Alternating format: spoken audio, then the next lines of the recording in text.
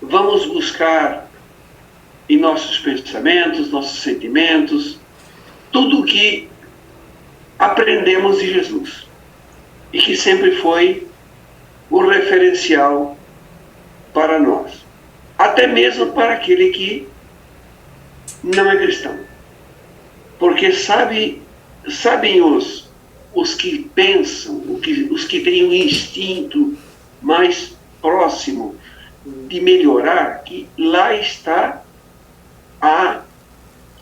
o referencial correto para nós, seres humanos. Edificar uma sociedade, uma comunidade fraterna, universal. Não há como não ser pelo ensinamento de Jesus, mesmo não se dizendo cristão. Isso é secundário. Ser cristão ou não é secundário. Mas atender às orientações de Jesus, isto é importante em qualquer civilização. Senhor, abençoe a nossa noite.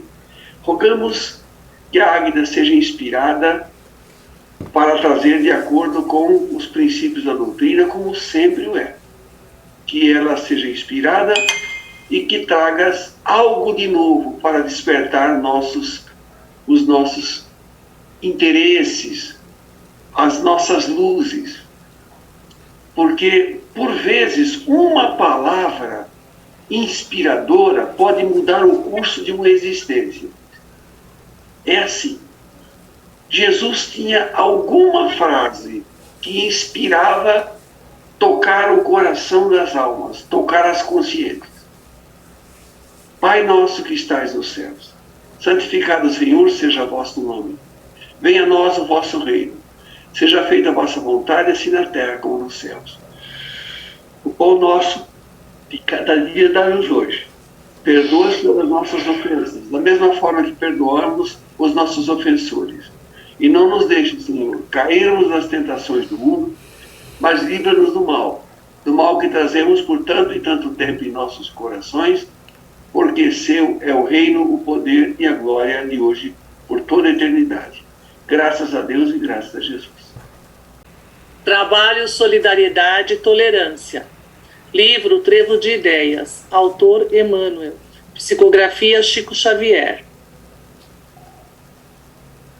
Trabalho, Solidariedade e Tolerância. O trabalho edifica.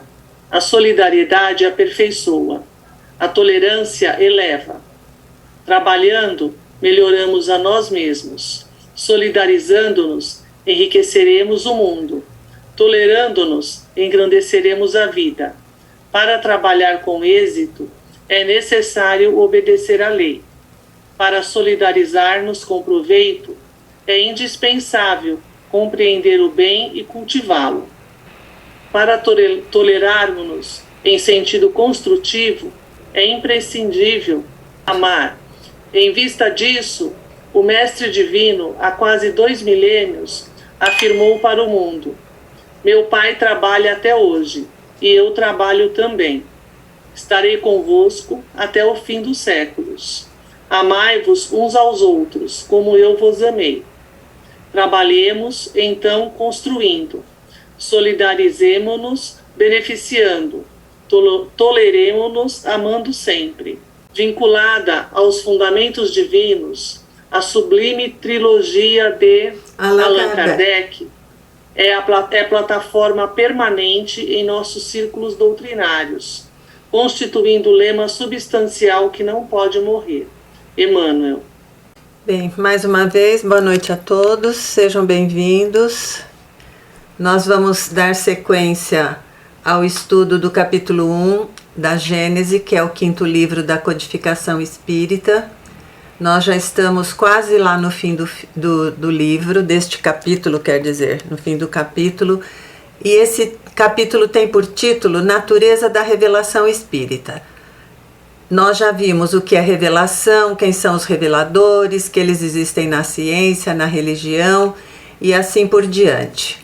Uma das coisas importantes é que o Espiritismo é o cristianismo redivivo, que ele é aquele consolador prometido por Jesus e que Kardec fazia questão de frisar que ele não era um chefe, ele era um trabalhador que tinha por tarefa organizar, juntar todas as informações e organizar essas informações. Nós também já falamos que ele contava com inúmeros centros que participavam, cada um com um tipo de contribuição, que nesse meio tempo Kardec ele foi abandonado, ele foi traído, ele foi prejudicado de diversas formas, principalmente por aquelas pessoas que queriam ter as glórias da doutrina para si, queriam ter eles queriam ser o centro e não Kardec, embora Kardec não se afirmasse ser o centro. E hoje nós vamos ver alguns tópicos de forma mais sucinta, porque na discussão do mês passado, na discussão de novembro, acabaram surgindo alguns temas que caberiam para hoje e nós já abordamos. Então nós vamos falar, mas vamos falar de uma forma um pouco mais rápida, apesar de que temos pessoas que não participaram na semana passada, ou no mês passado. E outra coisa, eu me esqueci de mandar o som da apresentação de novembro. Assim que acabar eu envio, tá bom, gente? Sinto muito. Então, nessa sequência que Kardec está falando, porque qual é a síntese? Haviam os centros mais ou menos especializados, né? Cada centro recebia um tipo de comunicação ou alguns tipos. Todo mundo enviava para Kardec, ele tinha um grupo que eles discutiam de acordo com critérios estabelecidos para ver o que seria adotado como princípio da doutrina, ok? Dessa forma, Kardec faz questão de especificar por que o que foi tomado como princípio doutrinário não era ideia de uma pessoa, não era fruto de um trabalho individual. Ele faz, principalmente nesse capítulo, nesse finalzinho que nós estamos estudando, ele faz questão de frisar isso. É um trabalho conjunto. Por isso que eu escolhi esse tema da solidariedade, desse trabalho conjunto, dessa cooperação entre todos para que surgisse essa obra. Porque é outra coisa que ele frisa, esse trabalho da doutrina não é um trabalho dele e não é um trabalho de nenhuma outra pessoa isoladamente. Ele é um trabalho a muitas mãos entre os espíritos e os humanos, os espíritos que estão na erraticidade e os encarnados. Então é fruto do trabalho de muita gente, não é de um só. Então, como saber se um princípio é parte ou se é resultado de uma opinião? Ele diz, os grupos isolados não podiam saber o que se passava fora deles. Eu acabei de dizer, era mais ou menos setorizado. Até no mês passado, nós falamos sobre aquela ideia que ele dá de como uma produção de fábrica. Cada pessoa, cada setor compõe, colabora com um aspecto e ao final a obra acontece, né? Então ele fala, foi necessário que um centro reunisse todas as instruções, que foi o trabalho dele. Outra coisa que Kardec fala é que o objetivo das publicações, lembra que Kardec, ele começou já em 1º de abril de 1º de janeiro de 1858, o Livro dos Espíritos foi publicado em 1857. Então, em abril de 1858, Kardec já começa. Eu falei de novo abril, é janeiro. Não sei. Perdoem, eu estou com 1º de abril. Eu não estou mentindo, prometo. Ele começa as publicações da Revista Espírita. As publicações da Revista Espírita, elas não são definitivas, elas não foram todas adotadas como princípios doutrinários. Elas foram feitas, como ele diz aqui, elas são consideradas, a partir daí são extraídas as informações ou os artigos ou os conteúdos que ele utilizou. No caso aqui ele vai falar, daqui a pouco nós vamos falar, que ele usou abril de 1864, quando ele lançou o Evangelho segundo o Espiritismo. Então ele diz: todas as opiniões são discutidas, as questões somente são apresentadas em forma de princípio, depois de haverem recebido a consagração de todos os exames, que é passar pela lógica, pelo bom senso, a concordância, quando tiver a ver com a ciência material, a concordância com a ciência material, para que essa doutrina ela tenha uma constituição sólida, uma constituição que não vá ser negada ou desdita em algum momento. Também foi falado no mês passado que Kardec fala que existe abertura de complementação e até de modificação. E o Newton lembrou bem, não dos princípios, né? Dos princípios não. A parte moral, ela é toda de Jesus. Qualquer modificação que se queira introduzir que seja contrária aos ensinamentos de Jesus, essa parte não vai ser aceita. Se tentarem fazer, como nós citamos o mês passado também, alguma coisa que não tem a ver, por exemplo, com a reencarnação, não vai dar, porque esse é um dos princípios básicos da doutrina, a reencarnação, o espírito assumindo diversos corpos no seu processo evolutivo. Então, isso não vai ser. Mas uma coisa ou outra pode ser modificado, Kardec faz essa abertura. Então, ele fala: por essa razão, não preconizamos levianamente nenhuma doutrina, e ela não é resultado de nenhum sistema pré-concebido. Kardec, ele tomava, como nós já falamos, muito cuidado. Ele falava, né? Vinha informação de um centro de um jeito, vinha informação de outro centro de outro. O que ser tomado como verdadeiro?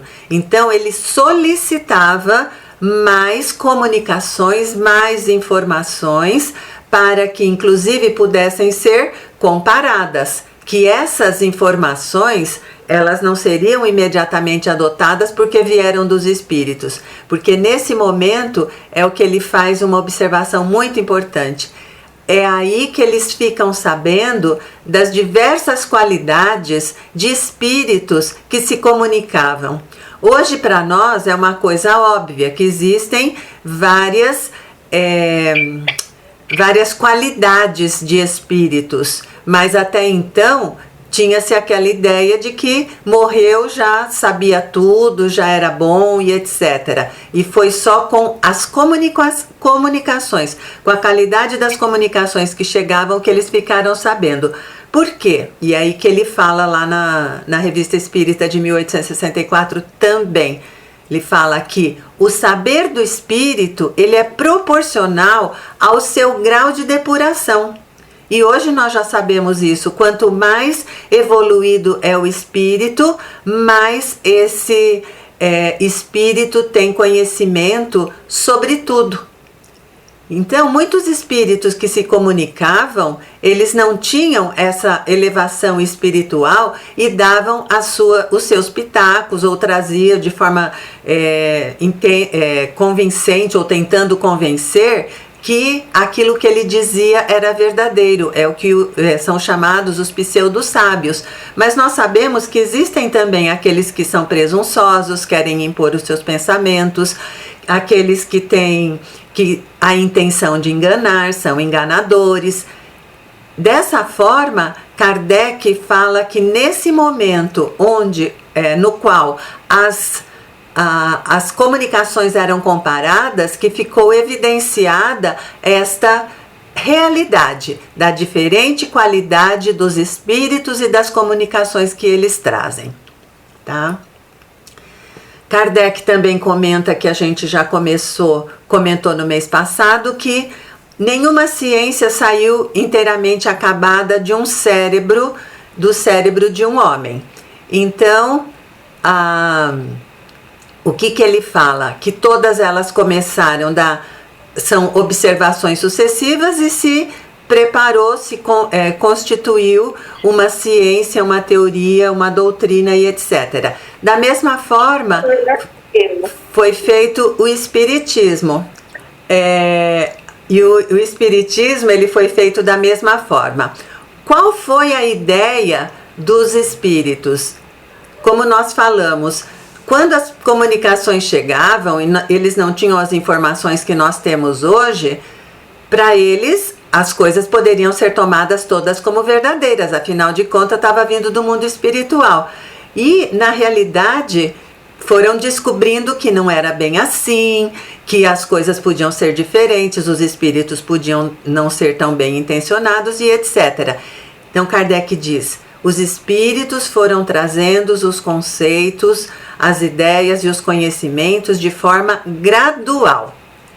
Quando uma série de conhecimentos já estava entendida, assimilada e estabelecida, eles traziam novos conhecimentos que estariam embasados nesses que já estavam sendo conhecidos. E assim foi feito gradativamente. E ele faz uma observação interessante. Alguns centros tentaram alcançar informações ou ideias que de forma prematura. E ele fala que nenhum lugar deu certo. Sempre acabou causando confusão e a coisa não se concretizou. Por quê? Porque faltava a base. Então a ideia dos espíritos eram essas, né? O que ele fala? Que a diferença entre as ciências, lembra que a gente começou falando de como a ciência se estabelecia? Que as ciências, elas vão sendo estabelecidas, existem muito trabalho, muito estudo e etc.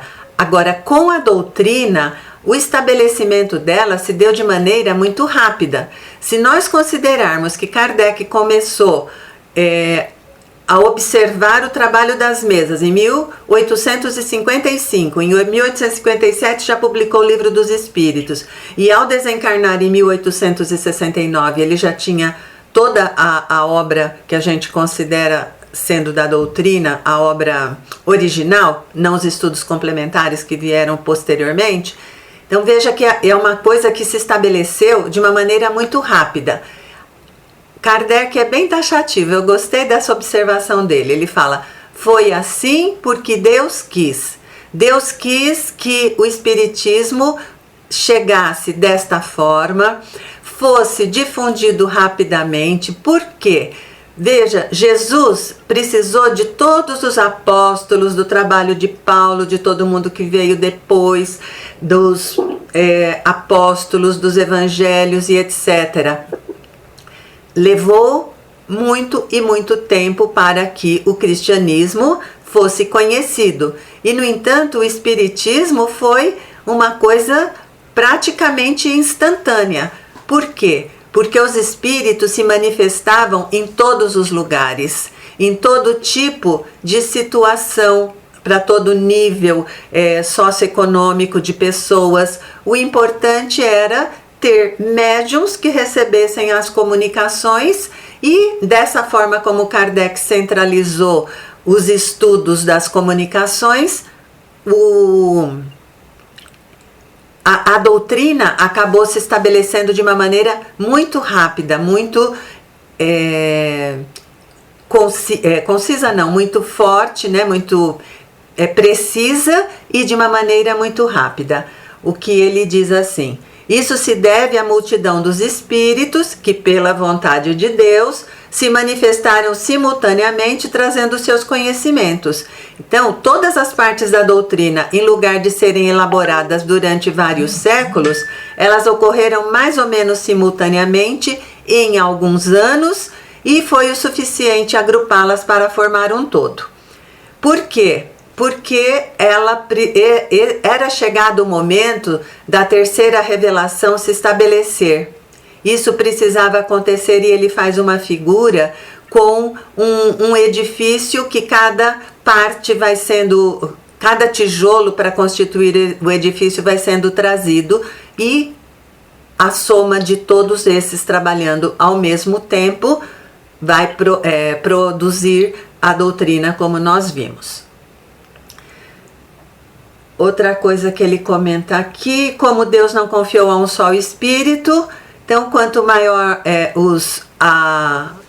A participação é onde ele entra com a expressão da solidariedade cooperativa. Então, todos cooperando, trabalhando conjuntamente, puderam fazer que em muito pouco tempo a doutrina se estabelecesse, tivesse todo esse corpo doutrinário como tem e que fosse muito conhecida.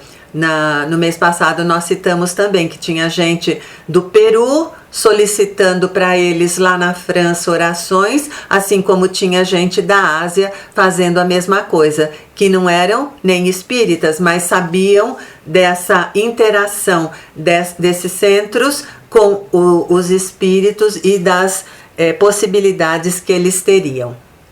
Então ele fala assim: a doutrina em cumprimento dos desígnios do Criador não poderia ser obra de um só espírito nem de um só médium. Só poderia sair da coletividade dos trabalhos verificados uns pelos outros. Ou seja, os encarnados avaliavam as mensagens e os espíritos avaliavam o comportamento também dos encarnados para que de uma forma conjunta se pudesse fazer com que surgisse a doutrina. Ele tem agora uma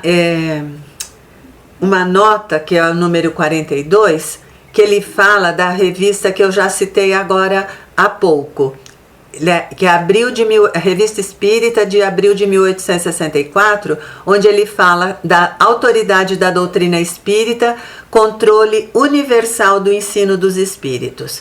Que é justamente isso, ele fala, essa universalidade constitui a força do espiritismo, e aí também está a causa da sua propagação tão rápida. Se fosse de um só homem, teria levado séculos para se propagar. No entanto, milhares de vozes se fazendo ouvir, ao mesmo tempo faz com que ela se propague e que ninguém fique deserdado. Ela chega a todos os lugares, ela chega, é acessável por todos.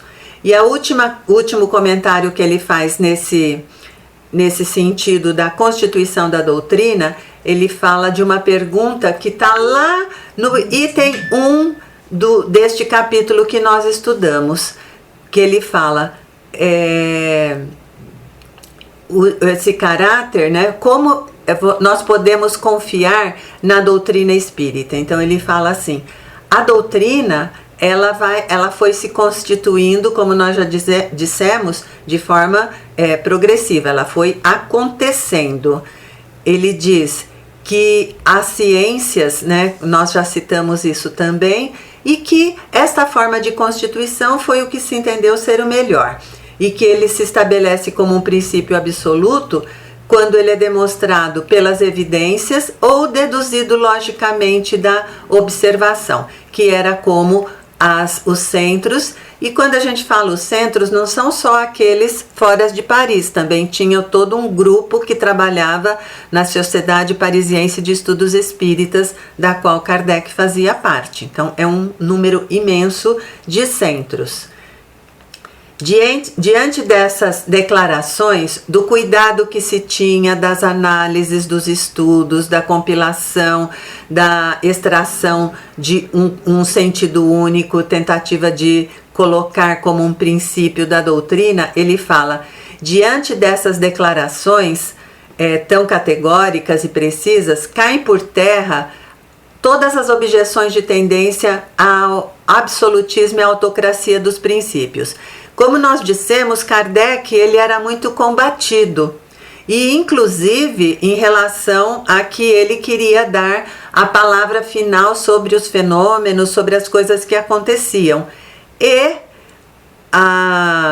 ele fala que quando ele coloca isso, de falar do trabalho conjunto, dessa cooperação, dessa solidariedade, ele coloca isso por terra, porque o que se vê é que não é a ideia de uma única pessoa que é aceita e nem sai do nada. Ela é fruto de muito trabalho, de muito estudo, de muita discussão e de muita decisão para ver o que faz parte e o que não faz parte da doutrina. Qual é a utilidade Então, nesse aspecto da formação da doutrina, a gente acaba aqui, ele entra numa outra discussão que é bastante interessante. Olha a pergunta: qual é a utilidade da doutrina moral dos espíritos?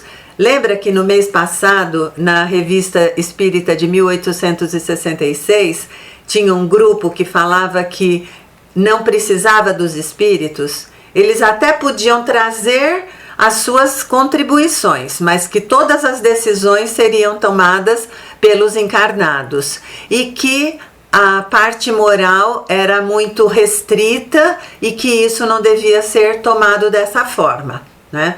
Então aqui ele fala: então qual é a utilidade da doutrina moral, visto não ser outra senão a do Cristo? Porque, como nós dissemos lá no comecinho, a doutrina espírita é o cristianismo redivivo. Ela é o consolador prometido por Jesus. Então, dessa forma, ela é essencialmente cristã e carrega consigo toda a moral cristã. Não podemos abrir mão disso jamais. O homem necessita de uma revelação, já que é a mesma moral. Ele não pode encontrar em si próprio, são perguntas que Kardec faz no início desse item. Ele fala que, do ponto de vista moral, olha que observação importante.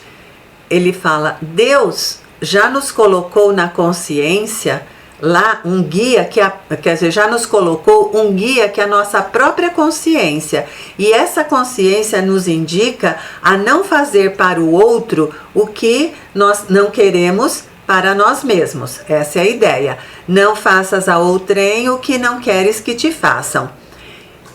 Isso já está em cada um de nós, só que aí nós vamos fingindo demência e vamos esquecendo disso e adotando as ideias que mais nos interessam, de acordo com os interesses, principalmente os nossos interesses transitórios. Porque se nós nos colocássemos na nossa condição de espírito imortal, muitas das atitudes que nós tomamos, muito das escolhas que nós fazemos, nós faríamos diferentes. Porque muitas dessas atitudes, elas só nos prejudicam no nosso processo evolutivo. Então ele fala: a moral natural está inscrita na pessoa, mas todos nós sabemos ler esse livro dessa moral?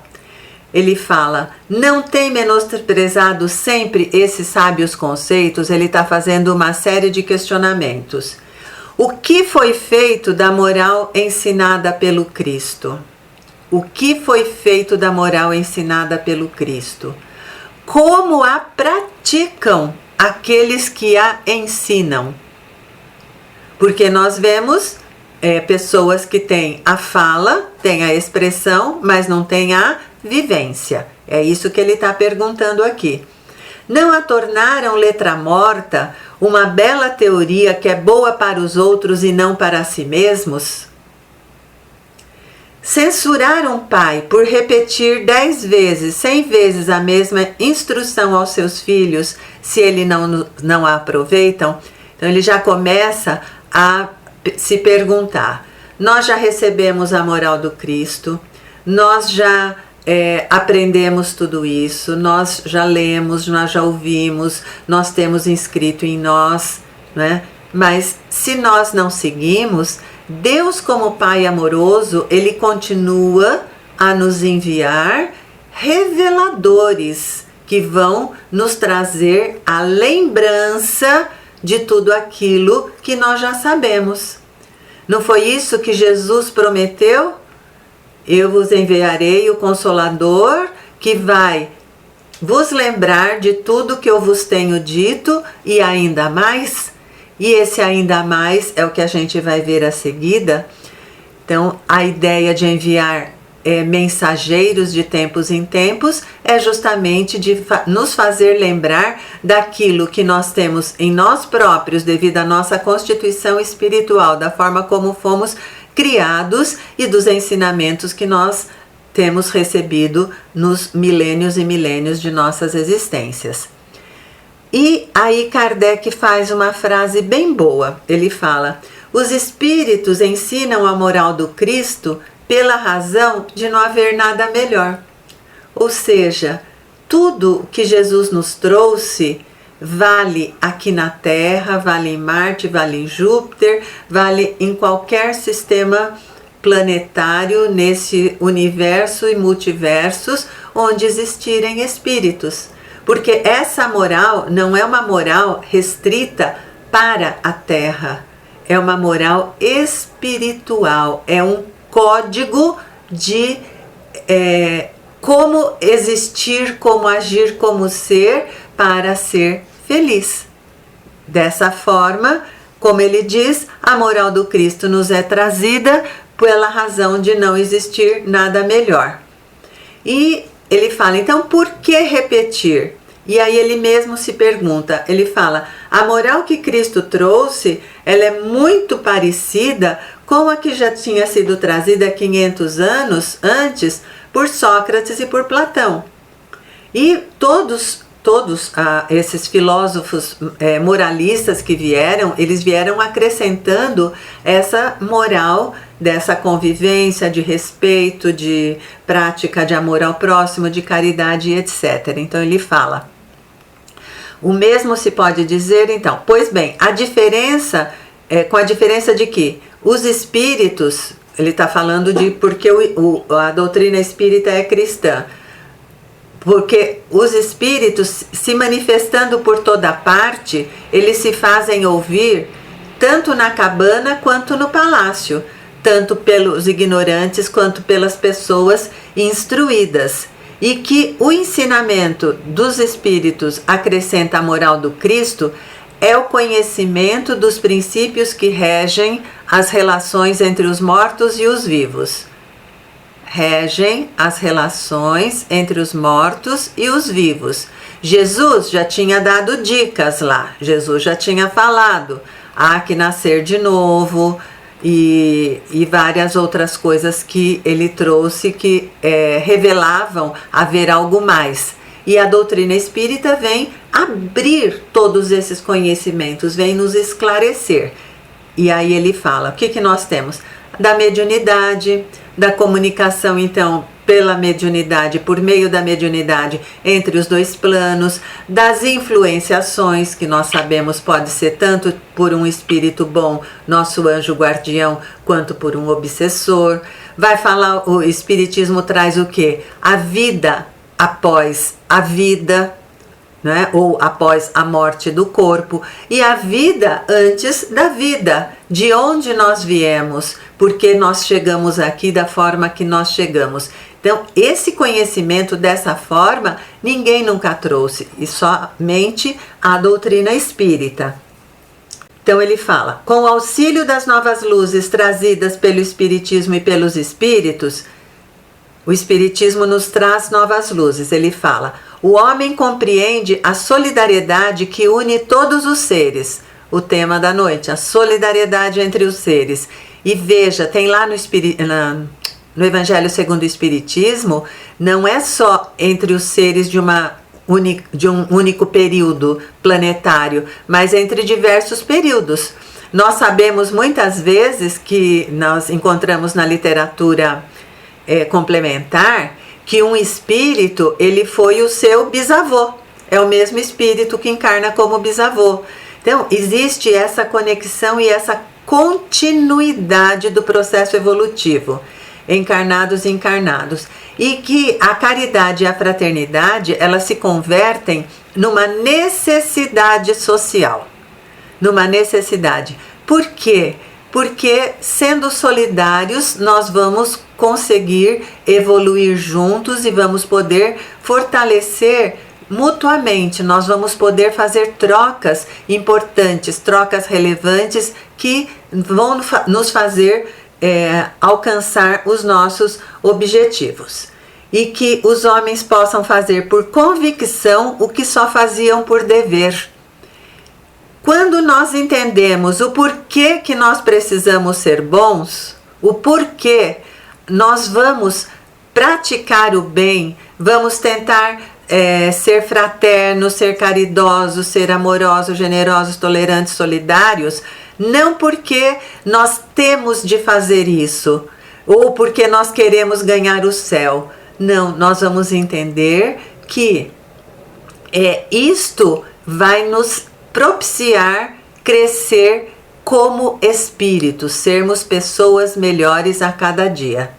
Então, a conclusão é: quando os homens praticarem a moral do Cristo, somente então poderão afirmar que já não necessitam mais de que venham pessoas nos dizer, porque estão sendo enviados sempre para nos lembrar aquilo que nós esquecemos ou deixamos de considerar como importante para a nossa evolução. Então, quando nós estivermos vivenciando a moral do Cristo, nós já estaremos sendo maduros suficiente espiritualmente, capazes de alinhar os nossos pensamentos e intenções às leis de amor do Criador, que estão traduzidas no Evangelho de Jesus.